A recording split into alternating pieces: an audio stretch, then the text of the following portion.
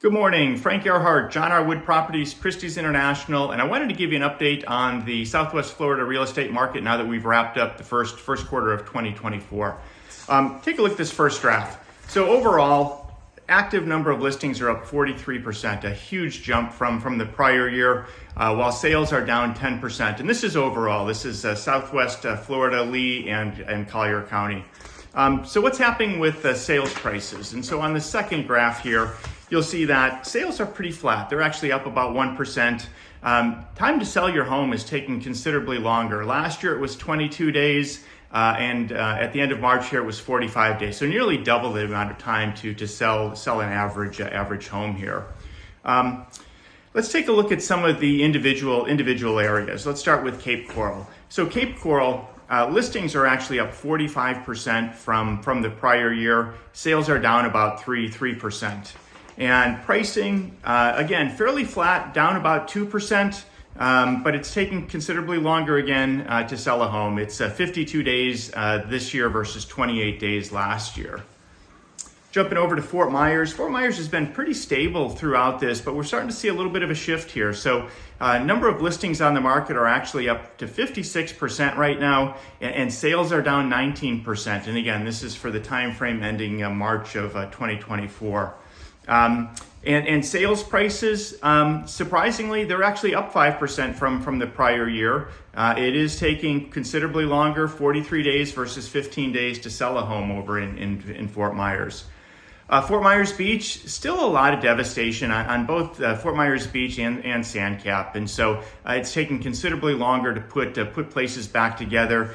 We are seeing listings increase. So on Fort Myers Beach right now, we actually have a 9% increase in listings, but sales are down 37%. And so I think the listing increase is probably due to we're seeing more condos coming onto the market.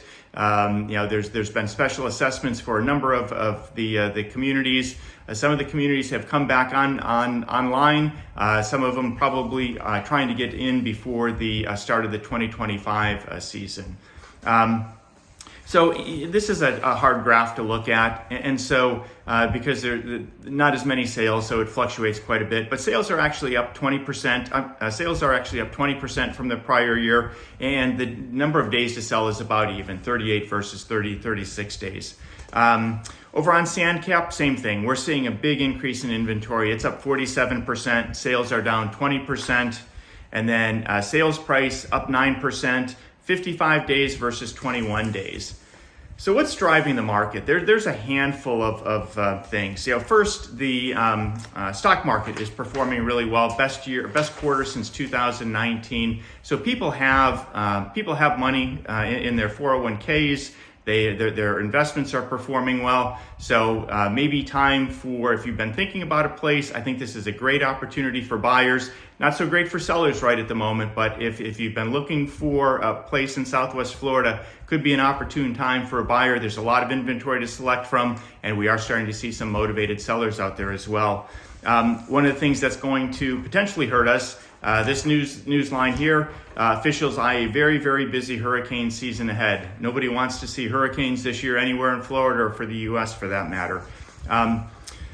Insurance costs. Everybody's reading about the high cost or the inability to get insurance. For the most part, I think everybody's able to get insurance at determined at what price. But this is good news here. This just came out a day or two ago. 8 new property insurance companies approved to enter the Florida market. The insurance commissioner says Florida's insurance market continues to strengthen. Anytime we have competition, that will definitely help with pricing. And so the last factor we have is interest rates. And so at the beginning of 2024, we felt that there might be a number of cuts, that interest rates might actually be down around 6% before the end of the year. There's a number of different views on this. So here's one headline that I just read this morning. How far will mortgage rates fall when the Fed cuts rates? And so, they're anticipating that rates may be down into the 6.5, far cry from 6, but still better than where they're at right now, which is around 7. And then the head of JP Morgan Chase, he warns, hey, interest rates could rise to 8%. So Again, nobody has a crystal ball, but those are some opinions. So again, if you are a buyer, next 90 days could be a great opportunity to come out down to Florida, buy your property, get locked in for next season. Sellers definitely need to price correctly. Buyers have a lot of options to choose from, and they're scanning past ones that they feel are overpriced in today's market. So that's the update for this go round. Any questions, please feel free to reach me. Frank Ehrhardt, John R. Wood Properties, Christie's International. Have a great day, and I look forward to talking with you soon.